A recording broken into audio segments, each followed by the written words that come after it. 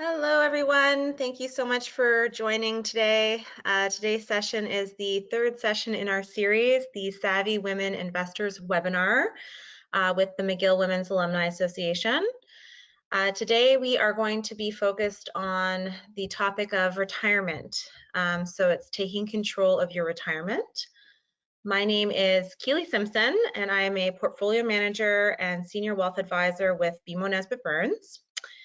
I've been with BMO Nesbitt Burns for over 15 years now, which is why I hold the title of senior, which is a good thing. I'm not sure. Anyway, so I also work on a team. My business partner's name is Lee, and I have two other individuals that work with me, Edward and Angela. So we're a team of four. We manage about 215 households all across the country, and we really try to focus a lot on retirement planning, planning for the future, investment management of the portfolios. Both Lee and I are both discretionary managers, which is why I hold the title of portfolio manager. And on a personal note, I have three kids, three little ones. My oldest is 4 years old, and my first daughter is going to be 3 in a few weeks. And my other daughter is 18 months old. And I am also, full disclosure, just a couple of weeks away from having my fourth baby. And so you may hear me get out of breath here and there. And that's just because there's not a lot of space left in there. So she is pushing up on my lungs a little bit. So we have a very busy house. We also have 2 dogs, and I am based in Toronto, Ontario. So that's my background. Let's skip forward and start our presentation. I always like to start with a quote because it just sort of sets the tone for the presentation. So money is genderless, but investing for women is different. And what I mean by that is women are generally less confident about their knowledge when it comes to finances than men. Of course, this is a generalization, and it's just based on some of the studies that have been conducted over the years. The uncertainty also extends to retirement planning and financial products and services, which is part of the reason why I like to do these sessions, because it just really allows us to have an hour to go through everything and see if it's something that can be of any help to you in your personal situation right now. I started in this industry 15 years ago because my mom was actually a business owner, and she had an investment advisor that didn't necessarily provide the right advice for her, didn't talk about disability insurance with her, really focused on life insurance. And I don't know if you knew this, but you're 40 times more likely to become disabled between the ages of 40 and 60 than you are of passing away. So if you run your own business and you're really depending on your income from that business, and you can't sell it if something happens to you, I think it's really important to have a contingency plan like disability insurance. And so my mom was never offered that conversation, was never offered the opportunity to buy disability insurance.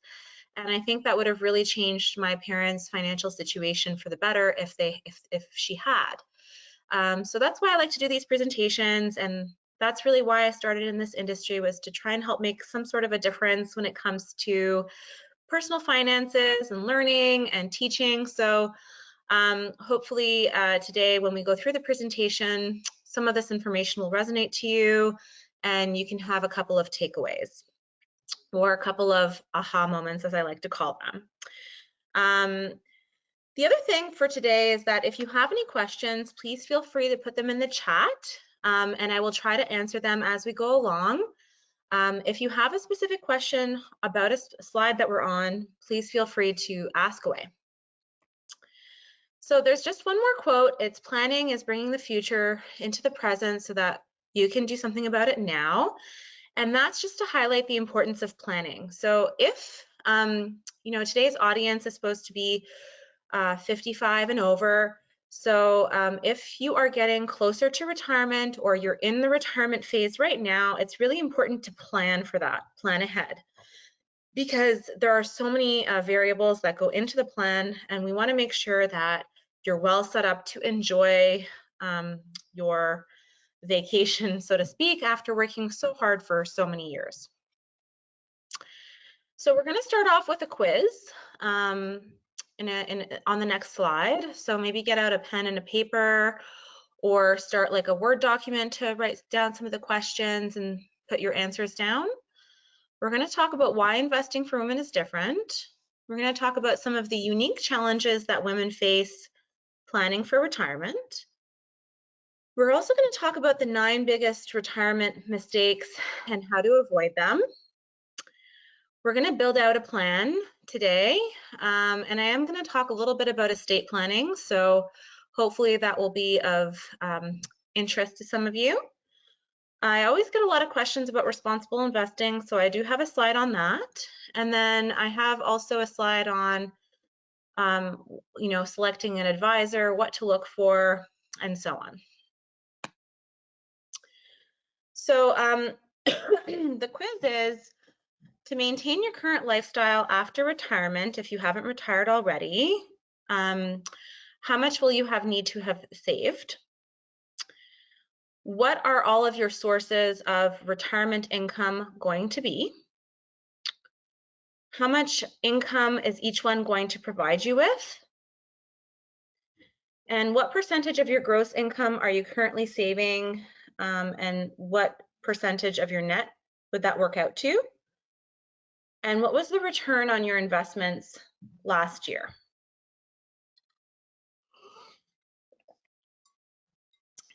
So hopefully you had a chance to write some of that stuff down.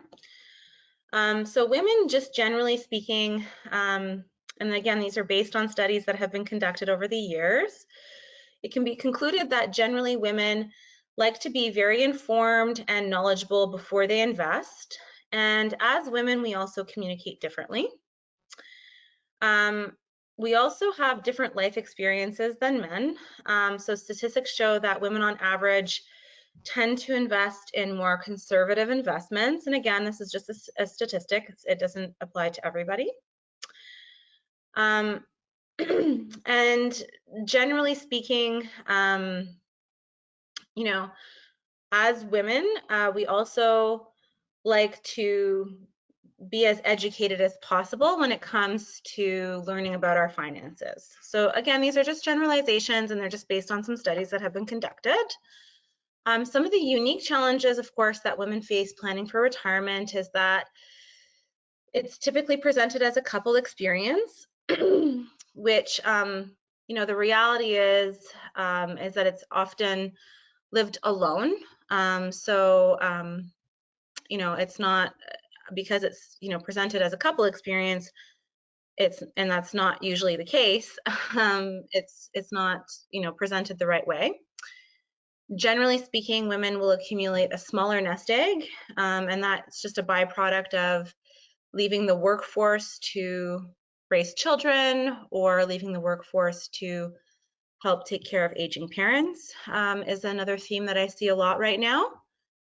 Women are also living a lot longer. A few weeks ago in Quebec, the oldest woman alive recently passed away, and she was 114 years old. So typically when we're planning for retirement now, we have a 40-year time frame where if you end up retiring at 65 or 60, we want to make sure that the funds will last for at least 40 years to reach 100, just to make sure that, if longevity is in your future, you want to make sure that the financial assets will be there to support you even at 100 years old. Also, the other thing that we see is that the confidence that some women have when it comes to investing is not as strong as some of their male counterparts. So that's one difference. And then some of the non-financial aspects of retirement, women typically come out ahead because we have more relationship-based you know, we're more relationship based than men are. So men tend up tying their identities to their current work, whereas women tend to build a community around themselves.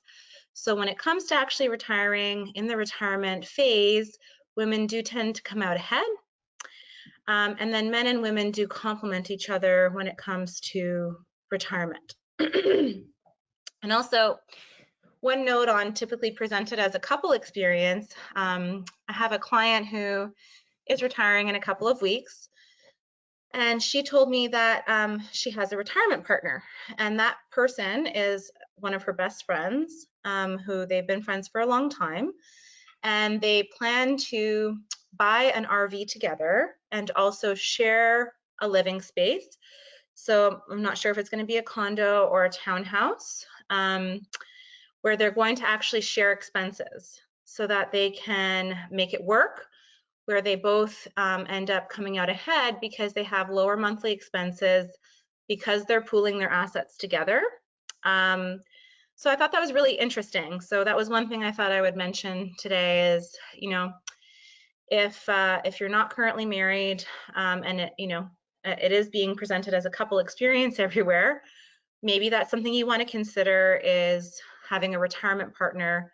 So partnering with a good friend, and pooling expenses together, pooling assets together to be able to have lower monthly expenses and benefit from that. Just an idea. I thought that was a really interesting concept. So on that note, I also have a retirement expense worksheet available if anybody would like to take a look at that. It has space for you to put in your fixed monthly expenses as well as your discretionary monthly expenses. And it basically has what your current expenses are versus what the future expenses will be. So if you're planning to retire in 5 years, you could, you know, put in the inflation rate and basically see what your monthly expenses will be in 5 years from now. So it's a really handy tool to have. So if you would like to have the retirement expense worksheet, please, when you're filling out the survey that that has been put in the chat, it's a survey that link that comes directly to me. It's my survey, the Survey Monkey. When you're filling that out, please put on there that you would like to receive the retirement expense worksheet if that's something of interest to you. The other handout that I have is available to everybody right now in the webinar. And I just thought it might be something that would be useful for you because it's called the Wealth Planning Facts and Figures. And in the PDF, it has RSP and tax-free savings account contribution limits, government pensions and allowance information, clawback or income level cutoff, which is a very common question. RIF minimum withdrawals. So when you convert your RSP into a RIF, what is the percentage minimum that you need to withdraw? It also has the withholding tax rates for RSP and RIF withdrawals, as well as the Canadian pension plan, Quebec pension plan monthly amounts, and also includes survivor benefits and disability insurance, like the disability payments, if you fall into that category. My mom does, so it's very important to know, you know, if that's available to you. We also have important dates in there, as well as RSP over contribution rules and tax-free savings account contribution limits. So hopefully you're able to access that in the handouts section in this webinar, but if not, we can also send it out when we send out the survey as well, so that everyone can have that PDF. So what does retirement look like to you? So have you thought a little bit about how some of these changes that we're experiencing in the world will impact your retirement? So living longer, it was one thing that I've mentioned already. It's no longer a set point in time. So it's no longer, you know, at 60, I'm retiring. We also have the sandwich generation, where women are now taking care of their kids as well as their aging parents. which can have financial implications, but can also have a lot of emotional implications as well. We're seeing more declining pension now that most companies have a defined contribution plan instead of a defined benefit plan. So employers are putting the responsibility on their employees to save for retirement instead of having a pool available for their employees to retire on. And then we're also seeing a lot more people retiring with debt now. So not paying off the mortgage before retiring and having that monthly payment during retirement.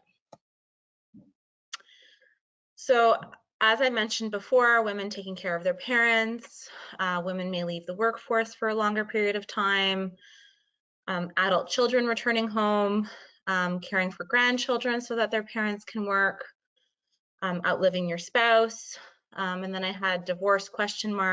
And working longer, how much and in what capacity. Some of the rules of thumb or retirement myths I hear a lot are I am fine, I have a company pension plan, I need 70 to 80% of my pre-retirement income. I've heard I need to save $1 million, and I will be fine if I only withdraw 4 or 5% from my savings. So one thing is true, the 5% rule can be applied in most situations as long as your investments are earning a higher return than inflation. And inflation right now is just above 5%, and the stock market has had a volatile year so far this year. So that's something you really want to be mindful of, is what the current inflation rate is right now. And unfortunately, you're going to hear me mention the word inflation probably 10 times in this presentation, maybe more. I make no promises.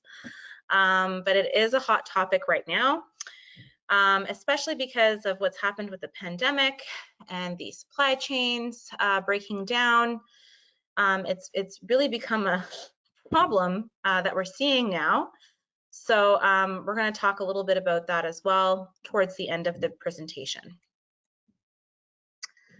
So one of the things that I tell all of my clients is we need to basically build out a worst case scenario financial plan. What that means is, basically if there was a market crash right before retirement and it was going to take a couple of years for the money to return to, the original status, what that would mean from a planning perspective. So that's one thing that you may want to consider, is making sure you've built in a worst case scenario for your plan. You want to ensure, again, that your nest egg is going to last you 30 plus years, because we are seeing women especially living longer. So you want to make sure you're planning that your money is going to last you until you're at least 100 years old, which I know you're probably thinking to yourself, why would I want to live until 100? But that's just the reality nowadays. The other thing that I see a lot is failing to account for inflation. So because right now we are seeing such high inflation numbers, I really think it's important to account for a higher inflation number in the future. I think things will end up settling down. Historically, inflation has been between 2 to 3%. But if you are going to retire in the next 4 to 5 years, we don't know how long it's going to take for the supply chain issues that we've experienced during the pandemic to settle themselves down. We don't know how long it's going to take for any monetary policy to have an impact on the inflation numbers that we're seeing. So I think it's important to account for at least a 5% number right now. Because if you go to the grocery store, your grocery bill is probably 10 or 15% higher, which is not a 5% increase. That's more like a 10% increase. And then another kind of silly example I have is I went to buy treats for my dogs at the pet store. And they're these stupid long 12-inch treats that they just love. I cut them up in small pieces because otherwise it would just be too much for them all at once. They were selling for $3.49 for ever since I've had my dog, so like 5 years. And all of a sudden, the price now is like it's $1 more. And I was shocked when I went there to buy the, I usually buy like 20 at a time so that I have them and then they last for a few months. I was just shocked that they had this price increase of $1 without warning on these treats that they just adore. So you can see that you're going to see price increases in so many different expense categories that you may have. And so it's important to account for that. One of the questions I get a lot is how and when to maximize government benefits. So if you're in Quebec, it would be the Quebec pension plan, and in other provinces would be the CPP. Minimizing and reducing taxes is really important, both leading up to and during retirement, because taxes can obviously erode some of the value of your portfolio. You also want to reduce the fees that you're paying, so any investment management fees or hidden fees within mutual funds that you may hold, making sure that you minimize your costs so that you can keep more of your savings and your hard-earned, money in your pocket.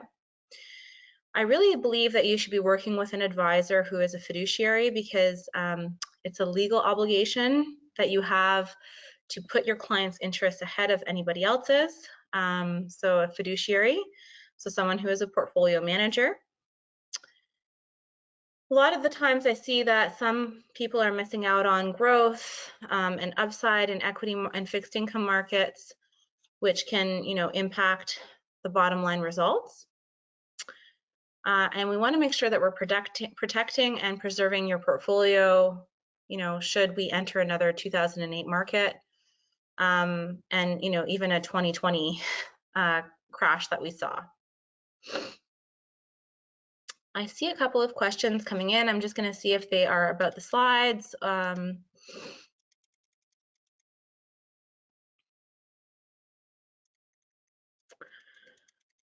Okay, so these are great questions. I'm going to keep going a little bit forward so that we can continue, and then I will answer them in a couple of minutes. So I have some checklists here available if you would like those as well. One is a checklist that's 10 years or more to retirement, and another checklist is if you are 2 to 10 years away from retirement. If you would like those and the retirement expense worksheet, please put that request into the SurveyMonkey that has been sent out in the chat, and I would be happy to send these PDFs to you. So before we continue with basic steps to building our net worth, I'll just read out some of the questions that we have so far. For a couple, male age 65, female age 62, what age should projections go to, taking into account average longevity? So as I mentioned, I think it's really important to have a plan that goes until 100 years old. You can use 95 years old, which is fine as well. But if you want to be really conservative, then I would use 100, and that's because of the average longevity that we're seeing now. Can I explain a bit about RIFs and what they are used for? So a RIF is basically what your retirement savings plan gets converted into at the age of 71 when you're turning 72. And there is a minimum annual withdrawal that you need to take out. And that's going to be in my slides ahead, sometimes called the tax bomb, just because it's sometimes not explained very clearly that you must withdraw a minimum amount every year once you do turn 71. And basically it's a source of income for you during retirement.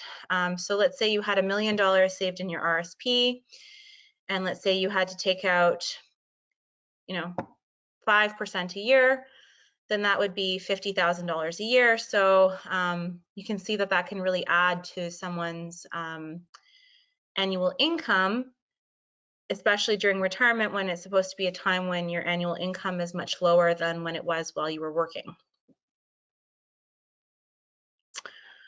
Why is it important to work with an advisor who is a fiduciary? So as I mentioned, an advisor who is a fiduciary has a legal obligation to put clients' interests ahead of anyone else's. So ahead of, if they work for a bank, ahead of the bank's interest, if they work for a smaller firm, ahead of the smaller firm's interests, business interests, ahead of shareholder interests. Like, it's really clients first, and then shareholders or employer interests or their own interests after that, right? Like the advisor's interest should never be first, and the firm's interest should never be first. It's always the client's interest first. But it's not just saying that you have the client's interest first. It's a legal obligation that you have, that you basically sign off on every single year, that you agree to always put your client's interests first. Hopefully that answers those questions. If you have other questions during the presentation, please feel free to keep putting them in the chat, and I will try my best to answer them as we go through. So let's get back to building our statement of net worth. First, we need to have a plan.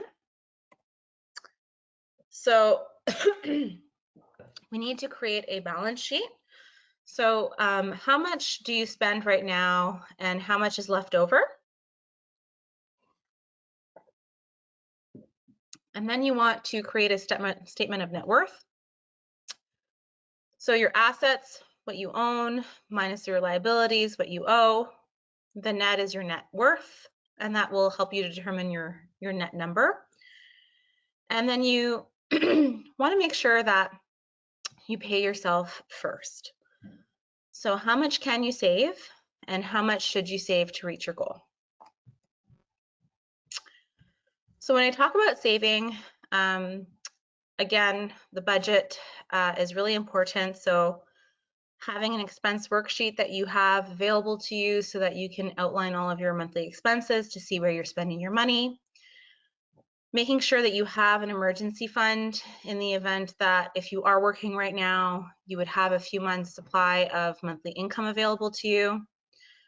You want to save in a retirement savings plan if you're earning T4 income, so that you don't have to pay as much in taxes. And then perhaps you'd like to balance that out with a tax-free savings account investment plan. And you want to make sure you have a reinvestment program. So if you're going to buy stocks or bonds or anything like that inside of your registered plans, I think it's really important to have the dividend reinvestment plan active on these accounts to make sure that the money isn't just going into the account, not being reinvested. It goes to buying additional shares of the securities that you own within those accounts. So the next thing is that you want to set your objectives.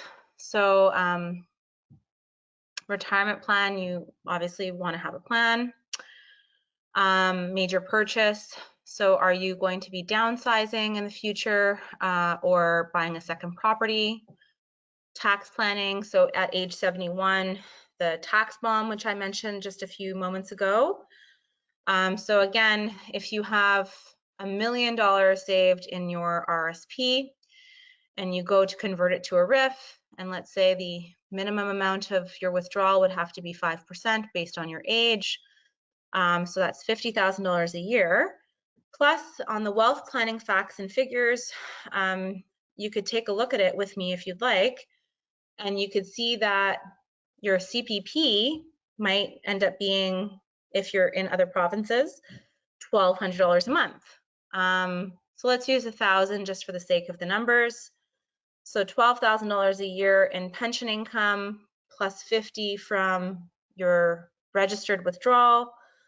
You know, it brings you up to over $60,000 a year in taxable income. And let's say you also had rental income or anything else, it can put you in a position where your old age security might get clawed back.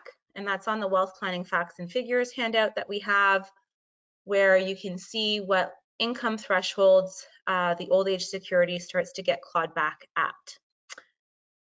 So just something to take into consideration.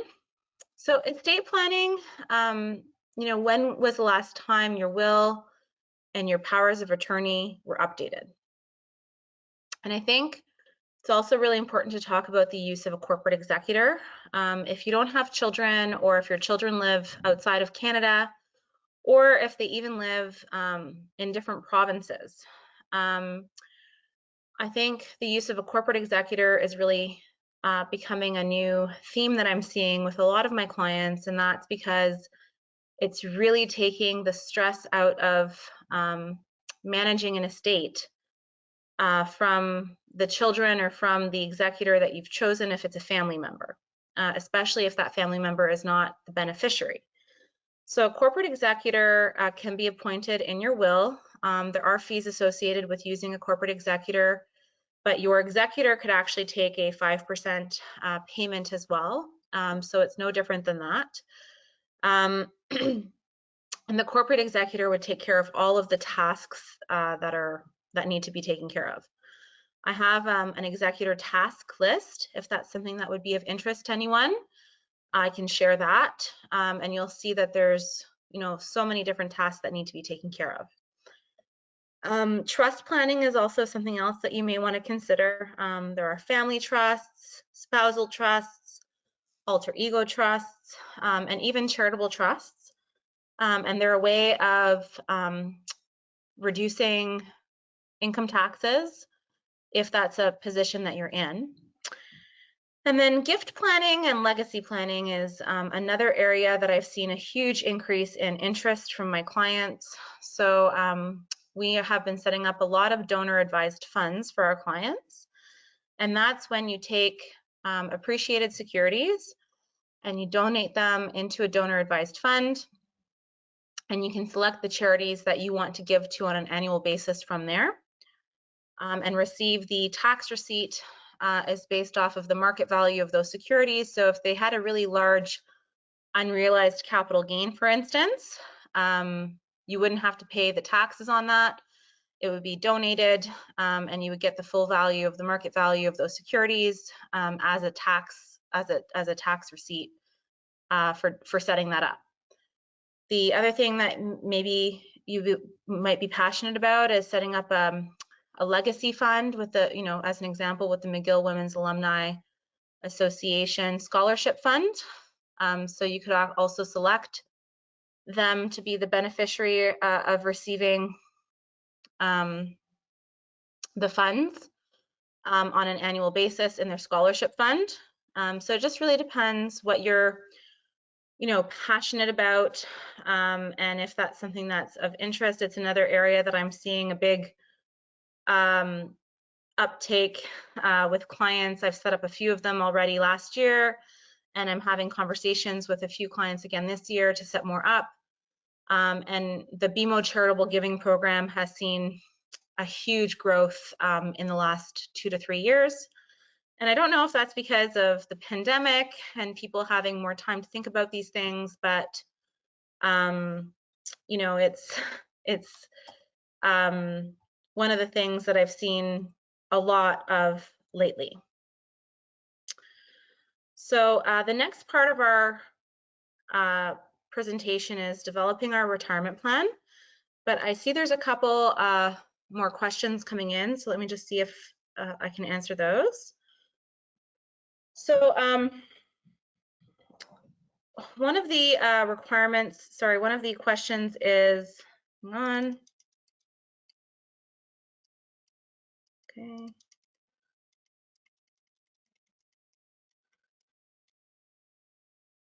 Okay. So there's a few more questions coming in.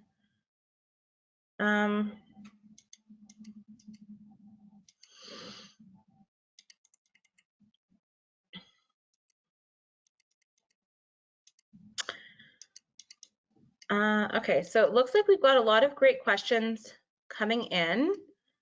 I think what I'm going to do is keep sending in your questions.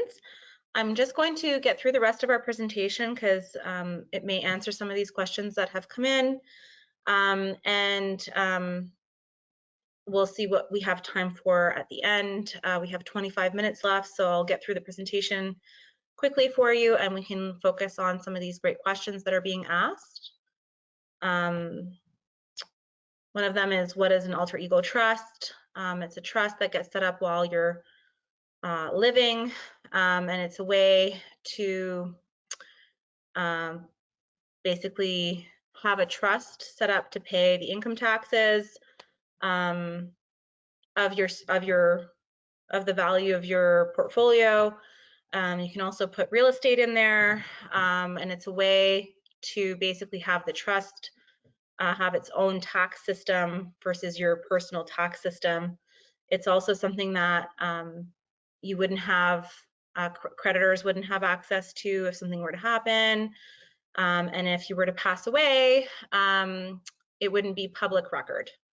So it's a way to also make sure that the funds are spent in a way after you pass away, the way that you would want them to be spent. So it's basically a trust. Trust planning is basically tax planning, and also another way to look at it is planning for how you want your funds to be dispersed after you're gone.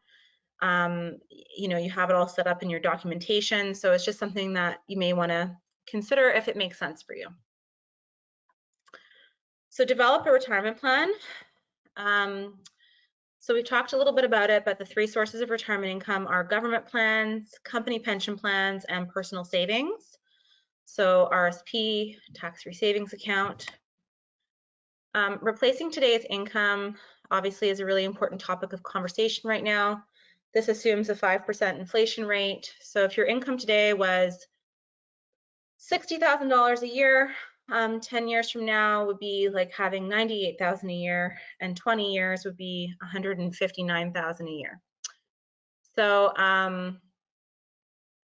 obviously inflation means an apple today is not an apple tomorrow. So something to consider. Advantages of an RSP is tax deductible contributions and tax deferred compounding. So when you put money in an RSP, you get a deduction available from the government. They should give you money back for that based on your marginal tax rate. And tax deferred compounding means that the money inside of the plan grows tax-free. So some of the rules to live by. Open an RSP, contribute your maximum if it makes sense, if you're still working. Contributing early in the year versus later, because then your money can grow tax-free for the whole year or monthly. And investing wisely, the 2% difference. So the 2% difference is important because this is assuming that $5,000 was contributed every year into a non-taxable plan at a growth rate of 6% versus 8 versus 10%. So year 5, if your rate of return was 6%, then your plan balance would be $29,877. If it was 8%, it would be $31,680. And 10%,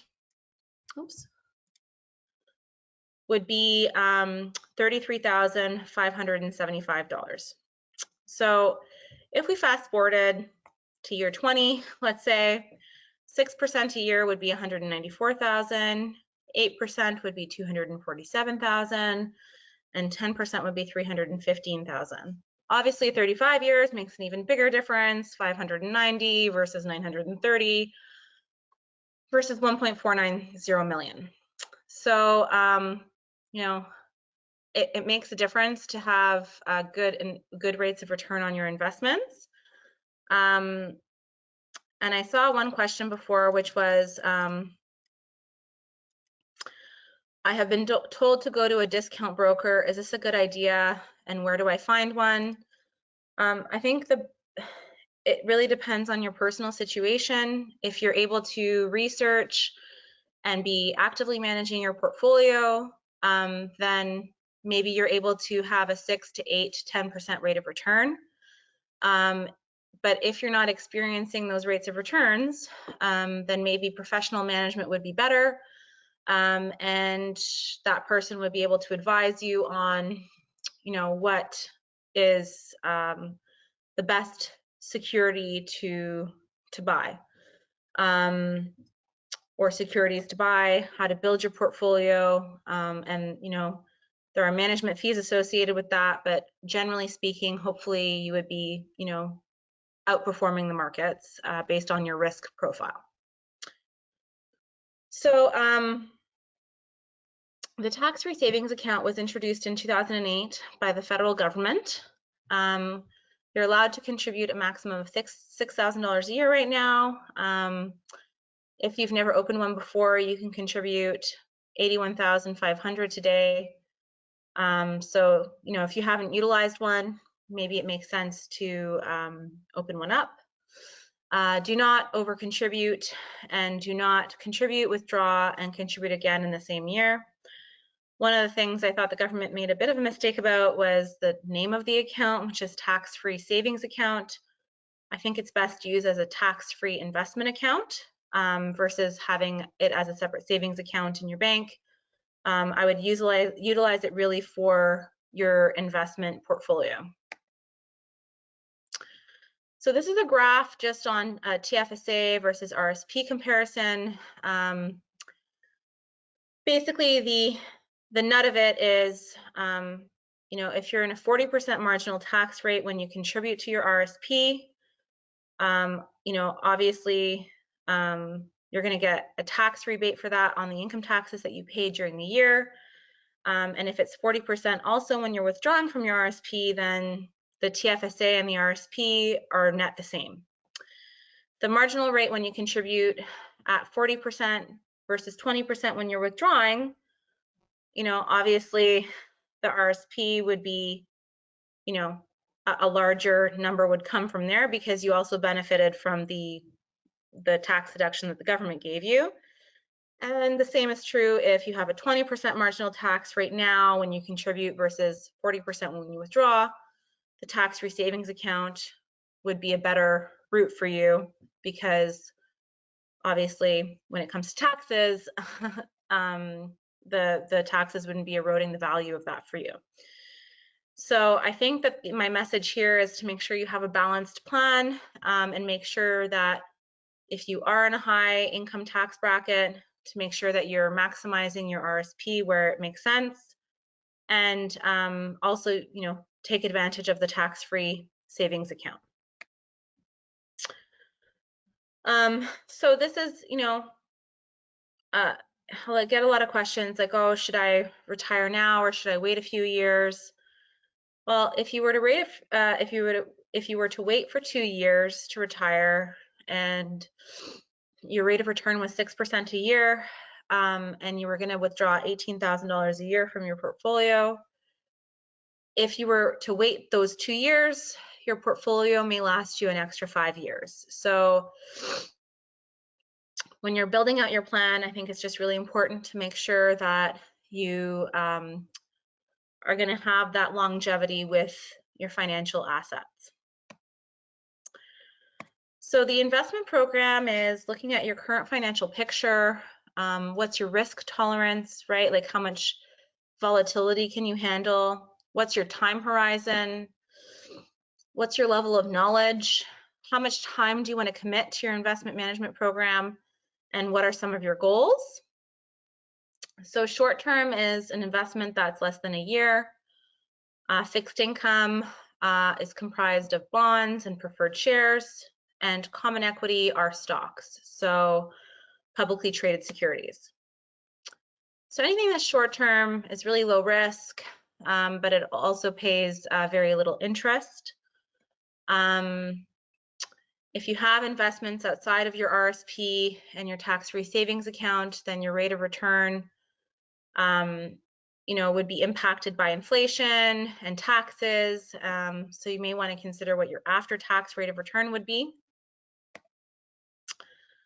Fixed income is government bonds, corporate bonds, and preferred shares. So straight bonds, strip bonds, mortgage-backed securities are available for purchase in the fixed income basket, so to speak. And preferred shares offer regular dividends. They come with a credit rating. And the prices are supposed to be less volatile historically, but a few years ago, I remember when the interest rates changed, preferred shares went down by over 25%. They really broke down. So although historically they are supposed to be less volatile than common equity, it's just important to know the kind of preferred shares that you're buying if you are buying them. And then common stock, obviously you have ownership in the company as a shareholder. And if they pay a dividend and you invest outside of an RSP or tax-free savings account, then you get the dividend tax credit from a tax perspective. And then you also have that capital appreciation potential. If you buy a dividend paying stock in your RSP, RIF, LIRA, LIF, any registered account, or even your non-registered account, make sure you have the dividend reinvestment plan on, because that way, every time they pay you a dividend, you're reinvesting in the stock, which compounds your returns and should provide you with a higher rate of return over time. So the asset mix of your portfolio basically determines how much money you're going to have invested in the stock market versus the fixed income market. So it's important because it basically holds a strong influence on the risk and reward trade-off. And it's the most effective method of basically accommodating those unique investment preferences. So if you lay awake at night thinking, oh my God, my portfolio swung by 5% today and I'm just feeling really uneasy about it, then maybe investing in the stock market is not for you and you should look at some more conservative options. If you don't really look at your statements and you feel really comfortable with the swings that you see on your monthly statements, then maybe having more invested in equities is better for you. So it really, again, is a unique investment preference based on your own risk tolerance, based on your own experiences. And it's important that you're accommodating that for yourself because you don't want to have any undue stress because of a market crash. So this is the stock market, Canadian and United States, over the past 5 years. Obviously, in 2020, we saw a huge crash when the pandemic first started. Markets were down over 35%. They did recover, and they recovered a lot faster than I would have anticipated. But 2008, the crisis happened. That took a little longer to work itself out. And they say, every 5 to 10 years, we can experience this kind of market correction or crash. So I think what I'm trying to say with this is that if you're going to be invested in the stock market, you want to make sure that you have a well-diversified portfolio and you are well equipped to handle the swings that we might see in changes in the market environment. So diversification is supposed to reduce risk in your portfolio. So if you have, 30 plus securities, that's better than 0 or 5 or 10. And then having too many securities doesn't necessarily make you have a better portfolio either. So it's finding that balance. And you can diversify your portfolio by asset type, by industry, by country. So US, Canada, industry, technology, healthcare, etc. Right now, I have this PDF up here about the current market conditions that we're experiencing right now. And basically, the impact of inflation and interest rates on the markets is obviously very alive right now. Valuations matter again. If this is something that you would like to receive, please let me know. It's the current market conditions report called Technology Correction Redux. That's available if you would like to take a look at that. Responsible investing is all about ethical investments. So it aligns corporate values with sustainable values, right? So there's an index that is available that you can look at and screen companies based on how ethical they are, based on how responsible they are with their values. We also have a global sustainable investing portfolio available for clients, and it's basically an equally weighted portfolio that has 20 different names in it, and it's selected by our research team, and it's all based on basically this index that I mentioned, the ESG index, and I think if it's something that is really important to you or you want to make sure that your portfolio is socially responsible, then this might be something that's of interest to you. Some of the risks that we see when we talk about investing in the stock market are basically we want to make sure we buy value. We want to make sure that we're buying dividend-paying companies so that you can get paid while you wait. If there is a correction, you want to take a long-term perspective because sometimes it can take a while for something to work itself out. And I'll just go to this next slide here because I do want to answer these questions for you.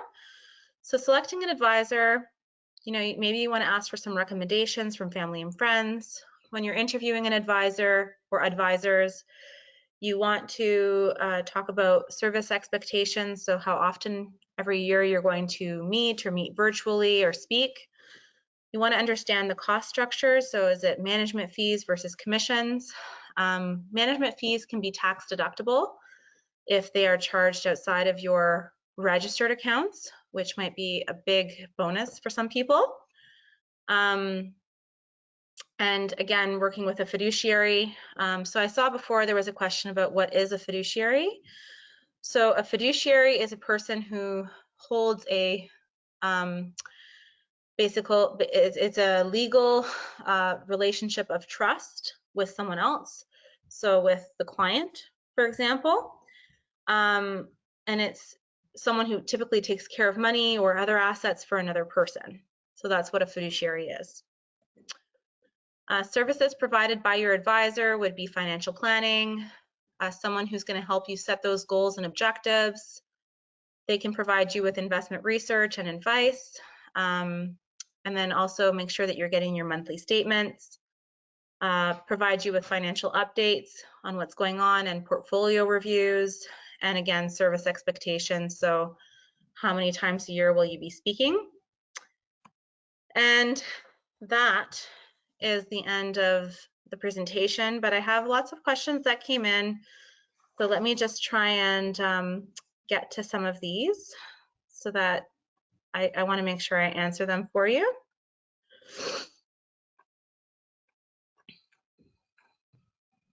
Okay. So where would you recommend savings be held outside of stock market for a risk-averse young woman? TFSA is maxed out and held in blue chip dividend stocks for retirement only. Other savings just being held in a HISA, not efficient in these inflationary times. Thank you. Where would you recommend savings be held outside of stock market for a risk-averse young woman? Well, there are a couple of different options. If you don't want the money to fluctuate, then you may want to consider buying bonds or maybe a money market mutual fund so that it doesn't fluctuate for you and that it's earning some interest. The next question is, should I delay taking out the QPP until age 70 to get maximum and guaranteed income? I think that's just a personal question. It depends on your tax situation. Is it going to impact you from a tax perspective? And then also some people prefer to take it earlier rather than later, just in case they do pass away early. It's money that you've saved in the, you've saved every paycheck on, as long as you've been working. So maybe waiting until the age of 70 doesn't work for you. It really depends on if you feel that you want to take it by a certain age so that you're taking advantage of the benefits that you've saved over the years. Okay.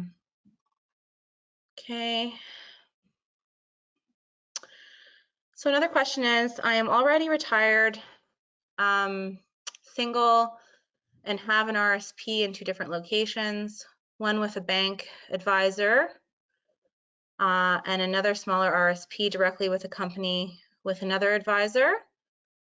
At one point, should I combine these all into one source?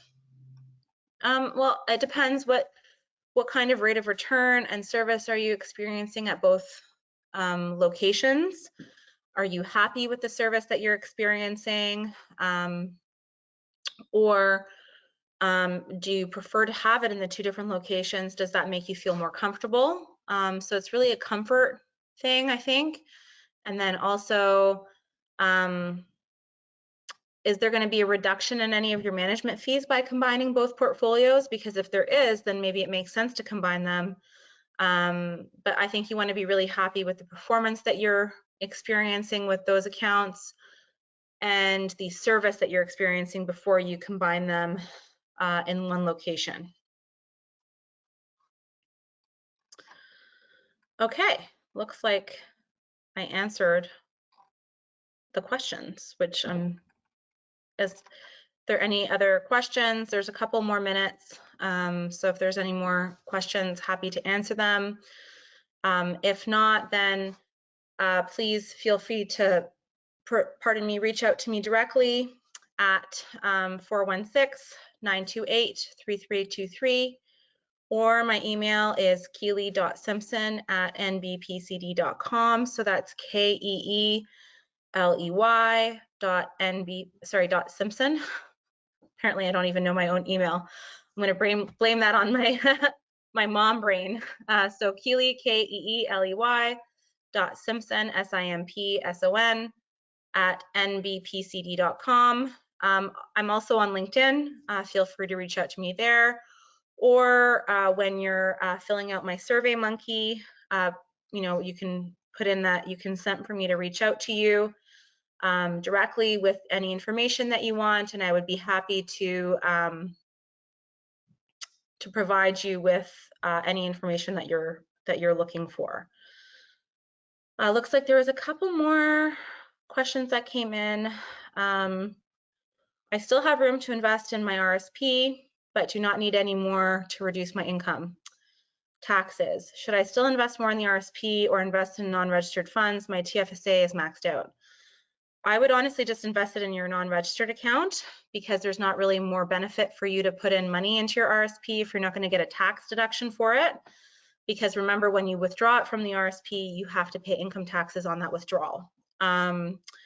And since your tax-free savings account is maxed out, I would invest in something more efficient, like dividend-paying stocks in your non-registered account, so that you get the dividend tax credit. And make sure that you have the dividend reinvestment plan on those accounts on. Yeah. There was another question. What is the annual gift limit for the gift and or the giftee, and does the giftee pay taxes? So I think if you're based in the United States, there is an annual gift limit, and I don't know specifically what that would be. But in Canada, there's no annual gift limit for, like, if you're gifting to your kids. If you're talking about charitable giving, there's also not an annual limit as to how much you can give to a charity, but you would want to make sure that you're giving the amount that makes sense from a tax perspective.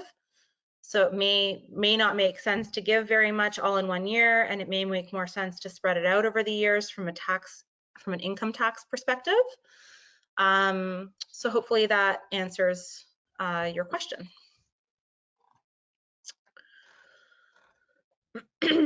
How do we ensure the best rate of return for our RSPs and other investments?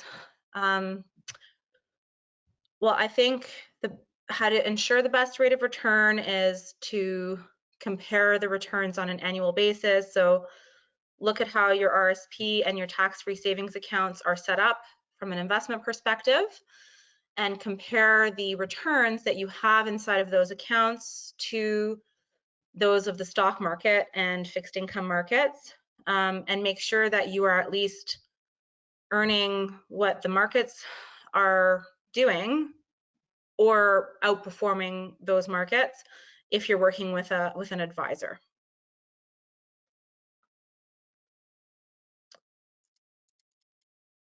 Okay. How is an RSP converted to a RIF? An RSP is converted to a RIF so the year in which you turn 71, when you turn 72, that's when you would convert it to a RIF. It's just an account documentation setup that happens automatically with a lot of institutions because it's a legal requirement. You would have to sign off on those documentation. And if it's something that you wanted to do before you have to at 71, turning 72, then of course you can do that. You just have to set it up with your financial institution. So we've reached our time limit for today. I tried to get to as many of the last minute questions I saw as quickly as I could. Again, my name is Keeley Simpson. Thank you so much for joining today, and I hope you all stay safe with the snowstorm that we're getting today. So have a great day, and thank you again for attending today's session.